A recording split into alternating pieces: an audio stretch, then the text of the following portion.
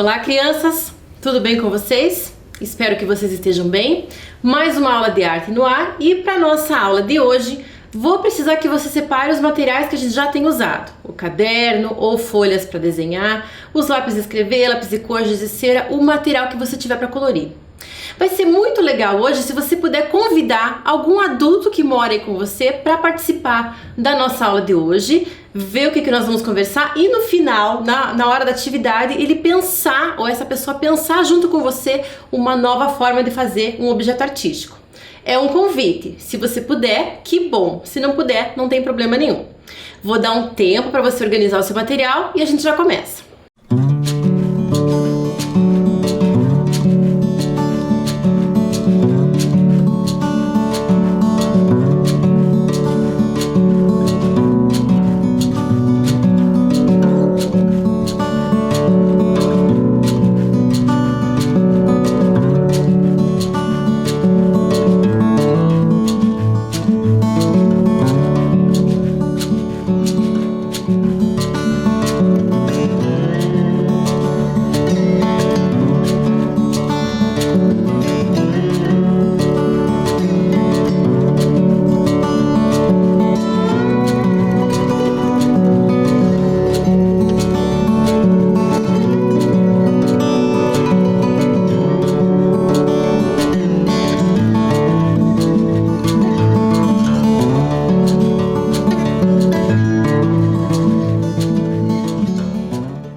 Tudo certo então? Então vamos começar.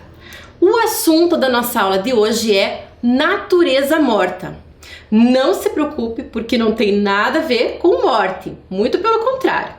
Natureza morta é um estilo de pintura, é um estilo de retratar objetos, frutas, verduras, louças, taças de vidro, garrafas, porcelanas, enfim, objetos de uma forma geral, que não têm vida, que são inanimados. Não estou retratando nem pessoas nem animais, são objetos. Por isso de que veio o nome natureza morta. Na verdade, isso aconteceu por um problema de tradução que aos poucos foi deixando essa palavra desse jeito. Mas o sentido dela é realmente objetos que não se movem, que não têm vida, digamos assim, tá? Vou mostrar alguns exemplos para vocês entenderem melhor. Essa aqui, por exemplo, foi pintada por um artista chamado Caravaggio. E o Caravaggio era um mestre da pintura e um mestre do uso da luz. Então reparem como nessa natureza morta, que ele deu o nome de cesto de frutas, porque realmente é um cesto de frutas, simples assim, mas reparem como ele consegue retratar que parece quase uma fotografia, quase que engana o nosso olhar. E reparem também como ele coloca alguns elementos da natureza, né? E alguns deles realmente estão ali um pouquinho murchando, já passando do tempo dele, mas está compondo ali essa cesta de frutas. Outro artista que retratou natureza morta foi o Albert Eco. Ele era holandês, mas ele teve as suas passagens aqui pelo Brasil e eu não sei se vocês conseguem reparar, mas nesta natureza morta ele retrata muitas frutas brasileiras, típicas do Brasil. Você consegue reconhecer alguma? Consegue reconhecer ali o maracujá, o caju, que é uma fruta típica brasileira? Então, olha que interessante, uma natureza morta, que parece um estilo de arte super simples, mas pode contar muita coisa, pode contar coisas sobre um país, sobre uma região, né? Colocar detalhes da natureza nesse lugar. Mas o tempo vai passando, a gente já conversou em outras aulas também, a gente viu que os artistas podem ir evoluindo na sua forma de retratar. Lembram do Matisse? Ele também fez natureza morta, olha lá. Só que a natureza morta que ele retratou, ele colocou muita cor. Lembram que ele era um artista que gostava muito da intensidade da cor? Lembram daquele quadro em vermelho? Pois é, tinha uma cesta de frutas também na cena. Aqui ele focou só nessa cesta de frutas, colocou uma toalha e um ambiente ali em volta. Mas o que predomina aqui, a gente vê a cesta de frutas, mas o que predomina é o uso da cor. Então aqui nós vimos três artistas que trabalham a natureza morta de formas diferentes, totalmente diferentes. Lembrei de um outro artista, um artista italiano, o Morandi. E o Morandi, o Giorgio Morandi, ele gostava muito de retratar garrafas, de fazer natureza morta com garrafas. Mas reparem nessas duas imagens que são composições feitas com garrafas e modelos de garrafas e embalagens diferentes. Então aqui ele passou a vida inteira dele pintando garrafas e objetos mais simples de cozinha. Mas aqui a gente percebe a preocupação com a composição. O que é isso, essa preocupação com a composição? É pensar qual objeto que fica mais interessante ao lado do outro. Ele trabalha as alturas, né? Trabalha o formato, vai mexendo com essa composição, monta lá do jeito que ele gostou para daí retratar. E daí ele faz outros quadros com outros objetos e assim ele vai trabalhando a cor, a linha, a sombra, a luz. Então, dos objetos do dia a dia, de simples objetos, os artistas exploram o máximo das artes visuais, o máximo dos elementos que a gente já conversou em algumas outras aulas também. Lembrei também de uma outra artista, uma artista brasileira, a Maria Leontina. Ela também fez muitas naturezas mortas, mas aqui, neste quadro em específico, eu separei para vocês verem que neste caso ela ampliou. Vocês viram que ali nas primeiras que a gente viu, o recorte na natureza morta está feito ali em cima de uma mesa, uma composição feita sobre uma superfície, geralmente uma mesa. A Maria Leontina abriu um pouco mais o espaço, ela coloca a mesa um pouquinho mais distante, coloca menos elementos sobre ela e coloca ali também algumas cadeiras. E reparem também no uso da cor, que ela faz, umas cores mais quentes, apesar de ter ali uns tons de azul. E reparem também que ela parece que tem assim um ar mais expressionista. Lembram lá daquela aula que nós falamos da Anita Malfatti? Aquele uso da cor para expressar algumas ideias? Então aqui a gente vê a Maria Leontina um pouco mais expressionista. A Maria Leontina era casada com o Milton da Costa, outro artista importante que também trabalhava com natureza morta. Só que reparem no estilo do Milton da Costa, totalmente diferente. Muito mais geométrico, mais simples, mais sóbrio, as linhas mais limpas nesse caso aqui na composição. O nosso olho até viaja nessa composição, ele percorre, né, nessa linha horizontal, percebendo quais são esses elementos, mas a gente consegue perceber ali, junto com aqueles círculos, a gente consegue perceber uma tigela, consegue perceber outros elementos. E o nosso olho passeia nessa horizontalidade que ele traz ali nessa obra. Tem uma outra composição que ele fez, que ele justamente deu o nome de composição. Se vocês repararem bem, é uma natureza morta, mas o que ele fez com os objetos que ele retratou? Ele geometrizou, ele deixou muito mais simplificado, geométrico, esse traço mais simples e limpo que ele traz aí nessa composição. E ele deu o nome justamente de composição e ele pintou em 1954. Interessante, né?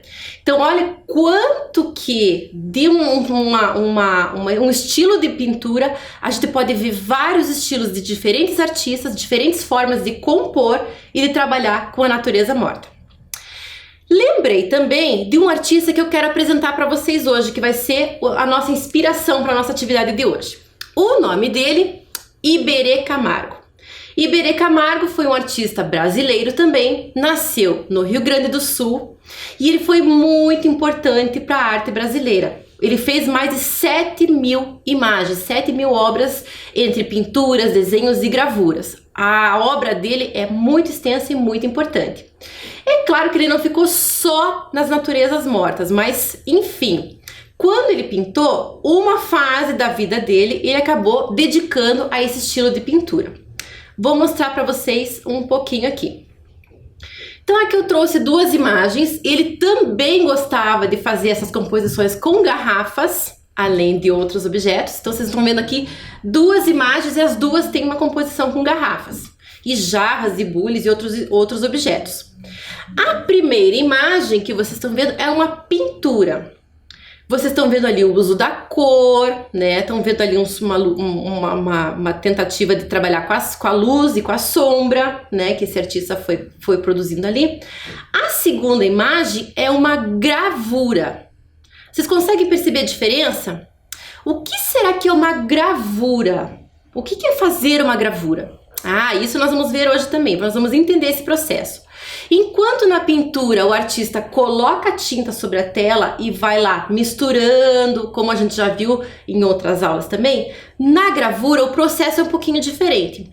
O artista, para fazer esses objetos na gravura, ele tem que marcar uma matriz. O que é uma matriz? É um objeto, é uma placa de algum material. Pode ser uma pedra, pode ser um metal, pode ser uma madeira. E neste objeto, ele vai marcar esse desenho, ele vai fazer esse desenho. Só que ele precisa trabalhar com esse desenho ao contrário.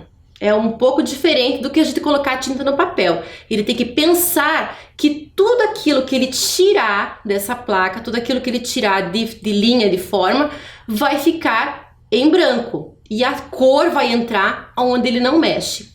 Então é um processo muito diferente do artista trabalhar. O resultado, vocês estão vendo aqui que a estética da gravura fica um pouquinho diferente da estética da pintura. Vamos ver um outro exemplo aqui? Olha lá. Aqui também nós temos uma mesa com objetos em cima. De novo aqui aquela ideia da Maria Leontina, né? Ele afastou um pouquinho, né, daquela composição da natureza morta, ele se afasta um pouquinho, né, para mostrar ali quase que essa ambientação ali, ele dá uma ideia do ambiente que tá essa mesa. No primeiro quadro, vocês percebem que é uma pintura? Dá para perceber, né? Então, o uso da cor ali, geralmente as gravuras já são em preto e branco, existem gravuras coloridas também, o processo já é um pouquinho mais trabalhoso, mas existem artistas que trabalham com a cor na gravura. Mas então ali vocês conseguem perceber na primeira a pintura e na segunda a gravura. É quase como se uma fosse o contrário da outra, quase, né? Porque ali as imagens são um pouquinho diferentes. Mas vocês percebem ali que alguns elementos que transformam ali a luz, por exemplo, viram quase a linha no trabalho da gravura. Então o pensamento do artista vai um pouquinho além quando ele trabalha com a gravura. E as duas técnicas são muito interessantes para a gente perceber. Eu falei para vocês que são processos muito longos, muito diversificados. Eu trouxe para vocês verem aqui 2 vídeos. O primeiro vídeo nós vamos ver a aplicação da gravura em litogravura, litografia. Lito quer dizer pedra. Esse objeto aqui, no meio dessa sua imagem aqui, é uma pedra muito lisinha, muito lixada para ela receber o desenho. Para trabalhar com a litogravura, o artista precisa usar materiais gordurosos e outros elementos químicos que vão penetrando nessa pedra. Depois que a imagem ficou do jeito que o artista quer, ele vai entintar, então ele vai pegar a tinta com um rolo, uma tinta especial para gravura também, vai passar a tinta no rolinho, vai passar sobre a imagem, depois vai colocar o papel, como se fosse um carimbo, vai colocar na prensa. Essa caixa aqui que vocês estão vendo aqui é uma prensa portátil. Geralmente os artistas eles vão até um ateliê que tem uma prensa enorme para eles trabalharem. Essa artista, ela está trabalhando em casa nesse período de quarentena, então ela deu um jeito de trabalhar ali com o material que ela tinha no ateliê próprio da casa dela. Vamos colocar a imagem que vocês vão entender o processo que é fazer a gravura.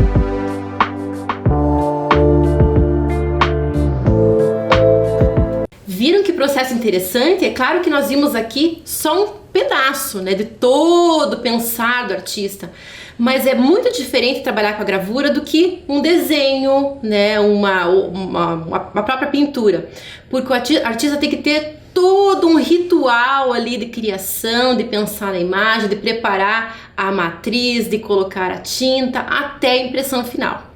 Esse artista ou essa artista, ele pode fazer várias cópias da mesma imagem. Se ele quiser, ele pode fazer várias. Se ele quiser, ele faz apenas uma. Isso é uma decisão que o artista faz na hora de trabalhar com a gravura. Se ele faz mais cópias, depois a gente vai ver que eles numeram as cópias de gravuras. Então, se um artista faz lá 50 cópias, cada cópia que ele vai fazendo, ele vai marcando embaixo junto com a sua assinatura, para dizer que foi ele que trabalhou nesse processo e que a gravura pertence a essa série, essa tiragem, como eles chamam, tá? Agora, no próximo vídeo, eu vou mostrar para vocês um pouquinho de um processo que é a gravura em metal. Para trabalhar com uma gravura em metal, o artista precisa então de uma chapa de metal, geralmente de cobre, dá para fazer de outros materiais também. E para gravura em metal existem vários processos, esse aqui é apenas um deles. Reparem que nesse vídeo vai aparecer a marcação de uma imagem, então ele vai tirar como se fosse um stencil, uma cópia, vai marcar a chapa, daí ele vai marcar com os instrumentos próprios para fazer gravura, porque ele precisa fazer o sulco, ele precisa marcar a chapa.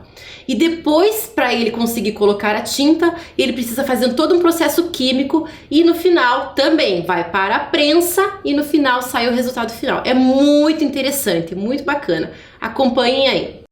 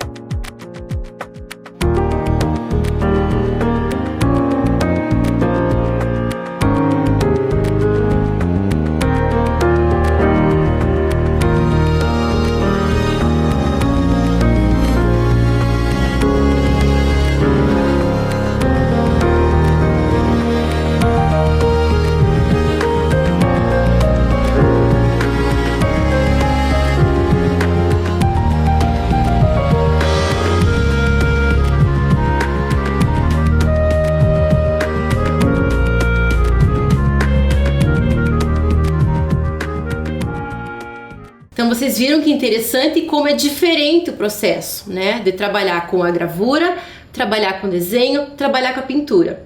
E o Iberê Camargo explorou muito todas essas técnicas. Ele passou a vida inteira dele pesquisando, estudando, experimentando. Então ele produziu muitas obras. E ele fazia junto, ele trabalhava com pinturas e gravuras e desenhos ao mesmo tempo. Ele não tinha um período assim que ele ficava só trabalhando com gravuras, outro só pintura. Ele acabava explorando as técnicas juntas, porque isso também alimentava o saber dele, alimentava as técnicas e ele ia evoluindo o trabalho dele também. E nessa evolução do trabalho dele, aconteceu uma coisa muito interessante num certo período da vida dele. Ele começou a pintar carretéis. Você sabe o que é um carretel?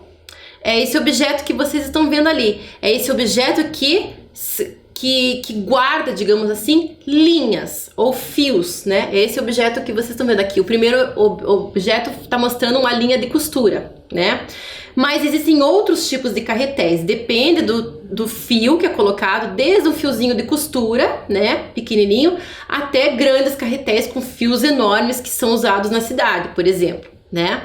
E cada carretel desse aqui tem a sua característica, tem o seu formato.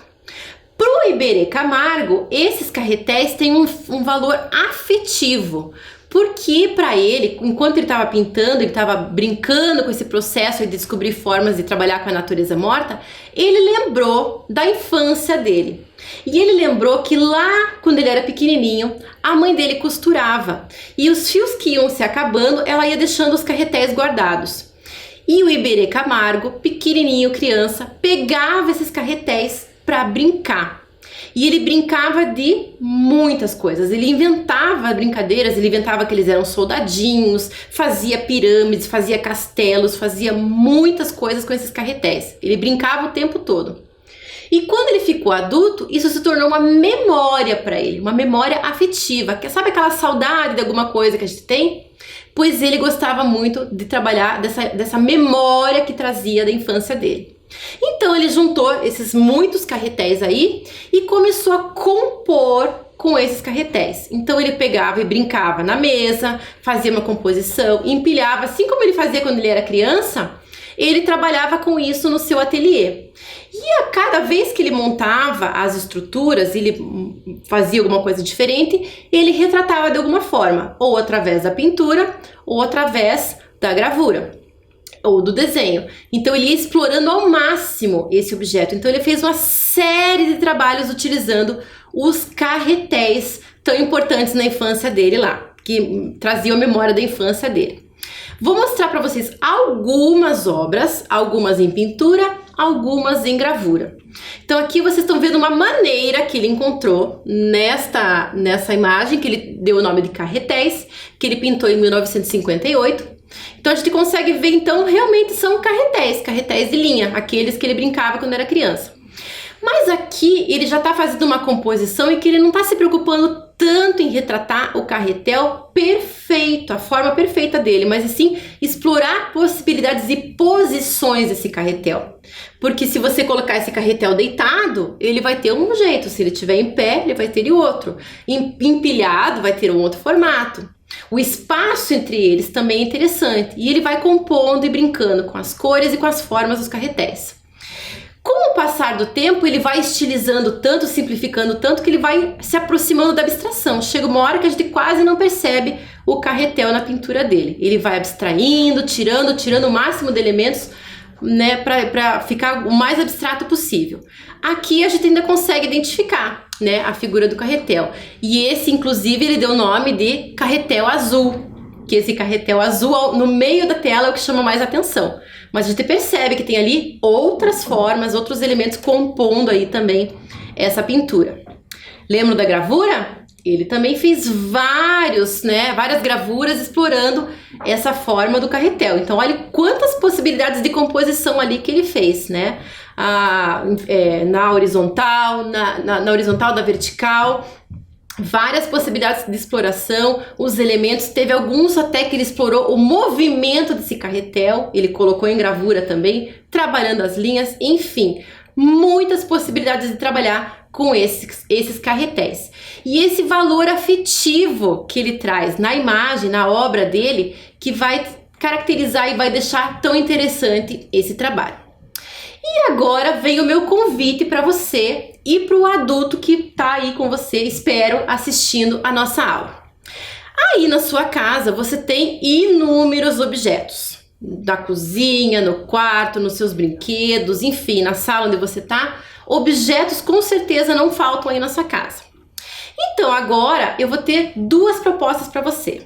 A primeira é que você pense aí com essa pessoa que está aí ao seu lado, algum objeto ou alguns objetos que estão aí na sua casa e que tem um valor afetivo, que tem uma memória para alguém, né? Uma memória, alguma coisa importante, ou que lembre alguém que seja importante para vocês. Pegue esse objeto e coloca num lugar de destaque, em cima de uma mesa, pode ser o lugar onde você está fazendo a atividade agora, e desenhe, tenta desenhar esse objeto, tenta compor com esse objeto. Daqui a pouco a gente volta e eu vou mostrar a segunda parte da nossa atividade.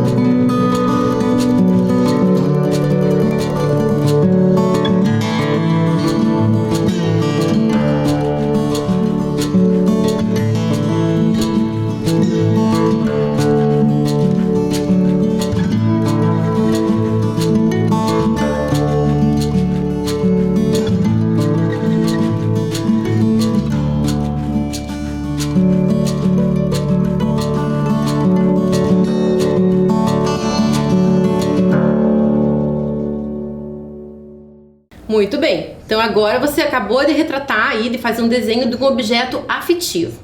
Agora eu quero que você pense em outros objetos que tem aí na sua casa. Pense lá nos potes da cozinha da sua mãe, as panelas, não sei, alguns objetos que vocês acham interessantes. Separem esses objetos, nada de vidro eu espero, mas se você tiver aí com um adulto não tem problema, o adulto te ajuda a fazer essa composição.